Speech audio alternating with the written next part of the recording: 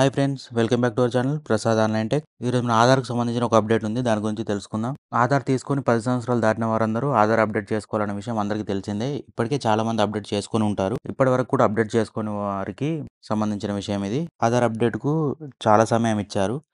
మన last dead లైన్గా మార్చి 14 ఇచ్చారు. కాకపోతే ఇప్పుడు అది పెంచడం జరిగింది. దానికి సంబంధించిన విషయం తెలుసుకుందాం. ఆధార్ వివరాలు ఉచితంగా అప్డేట్ చేసుకునేందుకు కేంద్రం ఇచ్చిన గడువు మార్చి 14తో ముగియడంతో భారత విశిష్ట గుర్తింపు సంస్థ ఉదయ్ కీలక నిర్ణయం తీసుకుంది. ఆధార్ ఉచిత అప్డేట్ను మరో 3 నెలలు గడువు ఇస్తున్నట్లు వెల్లడించింది. ఈ మేరకు ఉదయ్ ఎక్స్లో పోస్ట్ చేసింది. దీంతో జూన్ 14 వరకు ఉచితంగా ఆధార్లో మార్పులు చేసుకోవచ్చు. జూన్ 14 వరకు పెంచడం జరిగింది.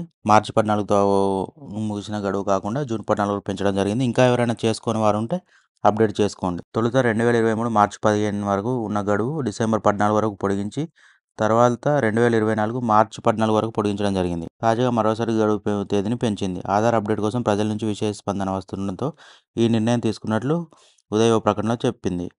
ఆధార్ తీసుకుని 10 ఏళ్లు పూర్తయిన వారు తమ డెమోగ్రాఫిక్ వివరాలు అప్డేట్ చేయాల్సి ఉంటుంది. ఇందుకోసం ఉదయ్ వెబ్సైట్లో లాగిన్ అయి లేటెస్ట్ గుర్తింపు కార్డు అడ్రస్ వివరాలను సబ్మిట్ చేయాలి. Ration card, voter ID, Kisan photo passbook, passport వంటి గుర్తింపు చిరునామా రెండింటికి ధృవీకరణ పత్రాలు వినియోగించుకోవచ్చు. మార్క్షీట్ను TC, PAN or e PAN, driving licence వంటి గుర్తింపు ధృవీకరణ కూడా ఉపయోగపడతాయని తెలిపింది.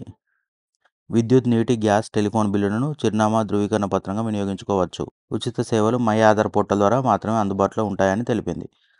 కాకపోతే దీనికి ఏంటంటే మీ మొబైల్ నెంబర్ ఆధార్కు లింక్ ఉండాలి. లింక్ ఉంటే గిట్ట జస్ట్ మై ఆధార్ అని మీరు గూగుల్లో సెర్చ్ చేస్తే వెబ్సైట్ ఓపెన్ అవుతుంది. దాంట్లోకి వెళ్ళి లాగిన్ ఆప్షన్ ఉంటుంది. లాగిన్ ఆప్షన్ ఎంటర్ చేస్తే మీకు వస్తుంది. అదే అప్డేట్ ఎలా చేసుకోవాలి మీకు తెలియదు అంటే గిట్ట కింద కామెంట్ చేయండి.